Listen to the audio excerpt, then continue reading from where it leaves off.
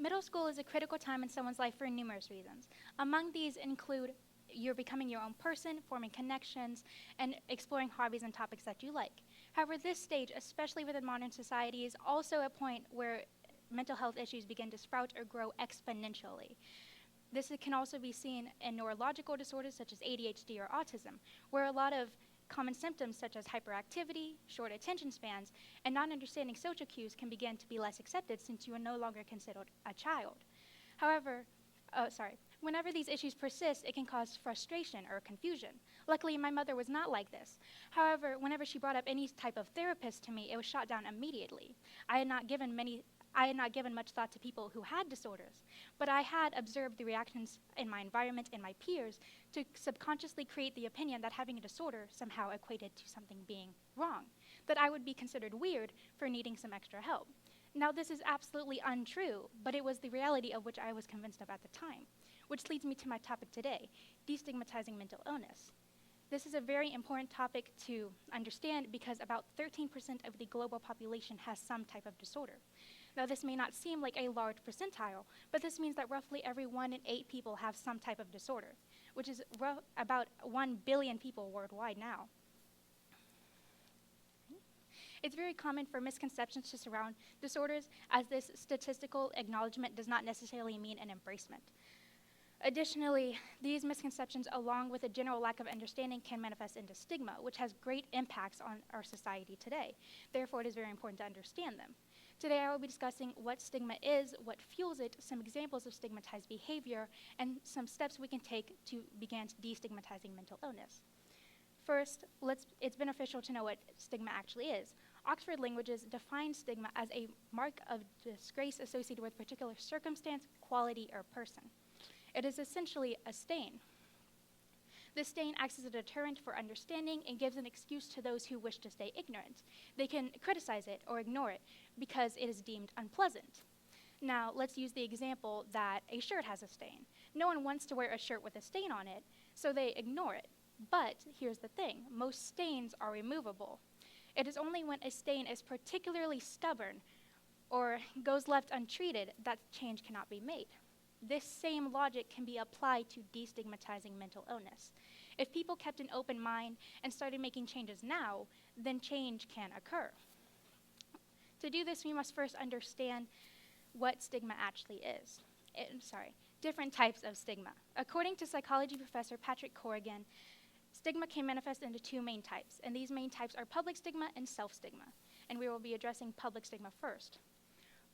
Corrigan conducted a survey where the general public sentiments as well as media representation was categorized into main categories, and from this 3 groups were found.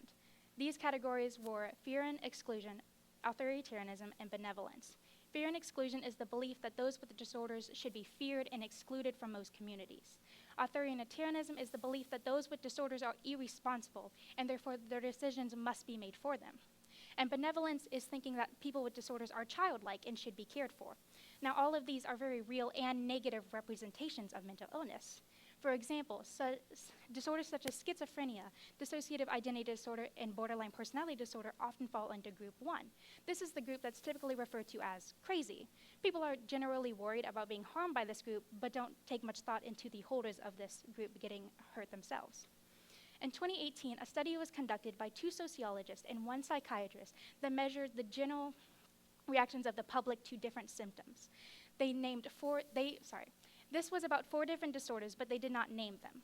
However, from this study, about 60% of responders said that they thought that schizophrenia was a dangerous disorder, and about 52% of them supported coerced treatment or institutionalization of those with schizophrenia-like symptoms. Now, it's important to note that symptoms were not necessarily hostile. For instance, the example that they used for schizophrenia was someone believing that people are talking behind their back. Now, this could be attributed to a multitude of things, but it was still deemed more dangerous than depression's example of being out of steam for more than 2 weeks. This showed in the results as well, as depression was only seen dangerous by 30% of responders and only 20% of them supported coerced treatment. People also said that people with depression-like symptoms seem more likely to harm themselves with others, than others, which also shows that people are more likely to show worry or care towards mental illness if they have a possibility of being threatened. Between these two, the connotation of these various great is different. So the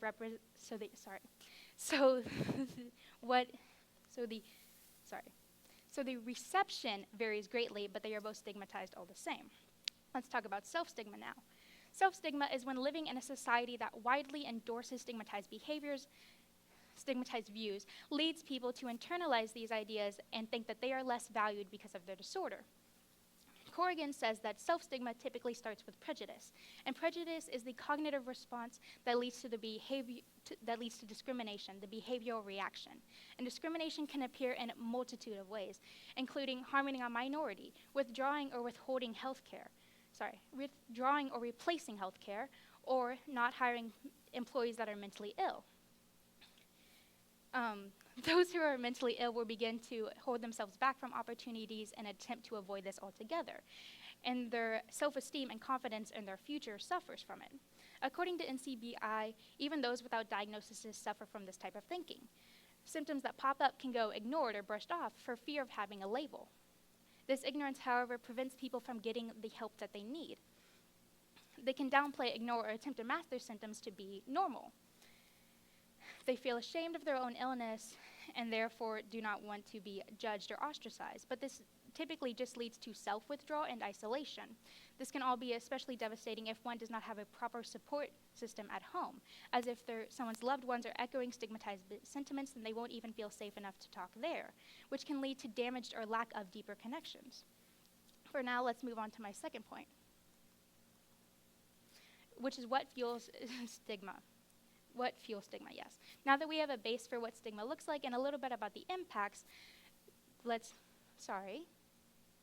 discuss what fuels it. A lot of this is attributed to the representation shown in mainstream media. What television, movies, and social media shows greatly impacts the way we think, especially younger generations who are more likely to just believe in what they are shown. It's proven that consistent advertisement or images can gradually change one's thinking. However, what is being shown for mental disorders is often misrepresented, dramatized, or romanticized, and therefore what is being internalized is not accurate to reality. Therefore, some examples of this happening is in the movie The Split and The Shining. The Split is a thriller/horror movie that was released in 2016. And the main character of this movie has DID, dissociative identity disorder, formerly known as multiple personality disorder. The premise of this movie is that the main character has abducted 3 girls, and his 23 personalities work together to contain them until the 24th one, referred to as the Beast, can come out and consume them. Now, obviously from the snippet alone, there is a lot of warning signs to the beginning of stigma. The most obvious and first one is that the main character's DID is demonized. It is directly related to his antagonistic identity and is used as a tool to push the agenda that those with DID are dangerous and will use their disorder to harm others. The second is that the Beast is portrayed as a violent and angry creature. This personality is dehumanized entirely. Now, those with DID can actually have personalities, but are referred to as alters, that are non-human. For instance, they can take on a more spiritual form. However, the issue comes in when showcasing this idea to show a villainous and violent character. According to the International Honor Society in Psychology, people with DID are actually more likely to be victims or to harm themselves than they are to harm others. But most people don't know much, if anything, about DID. So, and this movie, being one of the main sources of introduction, shows what other impression is being left on them. The Shining is also guilty of this. Although this movie can show some of the complexities and impacts that having schizophrenia can have on people in their relationships, going further to show Jack, the main character, acting violently and attempting to kill his family is where the main issue lies. Now, it's not unheard of for people with disorders to be violent, but putting this small minority into the spotlight exhibits it as a standard. And there's no confusion of why so many people thought schizophrenia was a dangerous disorder if this is the type of representation it gets. The stigma that persists in media also shows up in daily lives. I'll give you some examples, starting off with 2 of my own. Once I was having a conversation with a friend, and and they invited me out to a social event. However, this was an event that I had never gone to before, and it's not uncommon for people with a type of anxiety disorder to avoid new events such as this. So I declined. However, this friend said that I was using my disorder as an excuse and being overdramatic about it to get out of hanging out with them. Now, looking back, I can understand that this was a 12-year-old upset that their friend didn't want to hang out with them, but back then it left a lasting impression on not only me, but also our friendship. I began acting differently around them and reworded the things that I said so that they wouldn't get mad at me again. Another time, I was talking to one of my relatives about my interest in psychology, and whenever we started talking about disorders, he said that everyone has a little bit of anxiety, and that those with the actual disorder just need to get over it. He also said that depression simply doesn't exist, and that people overuse the word nowadays to be lazy and weak. Now, I can admit that words like depression are often thrown around within our generation, but that does not mean that it is still not a serious issue that people struggle with. And denouncing it entirely just because the word has been used more frequently is insensitive to those who genuinely struggle with this issue. Additionally, it is important to note that communities of color in particular struggle with stigmatized mental health. Shaleigh, a sociologist, conducted a survey where Black Americans answered questions centered around their race in the healthcare system, and stigma was found as one of the 5 main recurring factors of why they would not seek help. One of the participants in particular, named Ben, said that he did not want to be deemed unfit, dangerous, crazy, or incompetent by his peers. He was worried that his community would begin ostracizing him for only just seeking out treatment, let alone getting any type of medication. Additionally, whenever I was younger, one of my friends told me that their mother had told them that mental illnesses and stuff like self-harm were, quote, white people stuff, which completely negated it as a possibility at all. A very similar study to the one taken by Shaleigh was taken by Jennifer S. Fang regarding Asian Americans and Pacific Islanders. They had even found that mental health services had been reduced specifically due to this cultural stigma. Not only does this show how people of color are affected in the United States, but also how this impacts daily lives. So let's speak about some solutions that we can take to begin destigmatizing mental illness. These are solutions that everyone can do on an individual basis in their community. According to NCBI, protest, education, and contact are the main 3 ways that stigma can be fought. Protesting is the first step. You are meant to protest against the media to stop misrepresenting disorders, as well as calling for the consumers to stop believing in them. Now, education is the next step. Education allows people to make better decisions regarding their attitude and policies towards mental health. And it's been known that having this knowledge is a good deterrent for promoting discrimination or endorsing stigma. But contact is the most efficient and important way of fighting stigma. This is when you have exposure to someone with a disorder who is presented as normal or successful. Being a good neighbor, having daily contact with a peer, and holding a steady job are all ways of this. Social media is a big aspect of exhibiting all of these. In 2020, the Sonic the Hedgehog movie was coming out. However, when the initial designs for Sonic released, everyone was pretty outraged. There were petitions and criticisms popping up from about any social media platform you can think of. And when Jeff Foyer, the director, saw this, he made a tweet saying that changes to the design would be made. Now, obviously, this doesn't have anything to do with mental health, nor does it run quite as deep. But the general sentiment is still the same, which is that change can be made if enough voices are heard. The internet can also help greatly in terms of education. Having computers and phones has allowed us to have knowledge disposed to us at a very quick and easy rate. Therefore, there's no reason to not educate yourself. A year ago, I stumbled upon this website that focused around OCD, and it took me 15 minutes to learn what OCD was, some symptoms, common compulsions and obsessions, some warning signs for your own if you had OCD, and 12 of the main themes or types of OCD.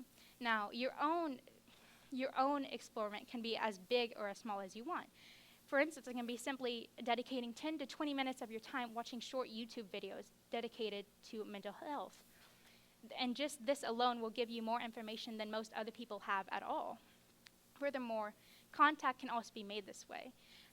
Through social media such as Instagram, Twitter, and TikTok, it is very easy to get exposed to influencers who have disorders on the daily. Although I will not be naming any specific people, I know that especially on TikTok, there's a lot of people for BPD, DID, and antisocial personality disorder. This can also be seen in other disorders such as Tourette's or eating disorder recoveries to showcase this very thing, exposure. In conclusion, I discussed what stigma is, what fuels it, examples of stigmatized behavior, and some steps that we can take to begin destigmatizing mental illness, which is with such a large population of the people in this earth struggling with these issues, it's important that we start making changes now. Even if change has been made, that does not mean that we should slow down. In fact, we should take individual responsibility to be as respectful and informed as we possibly can. Thank you.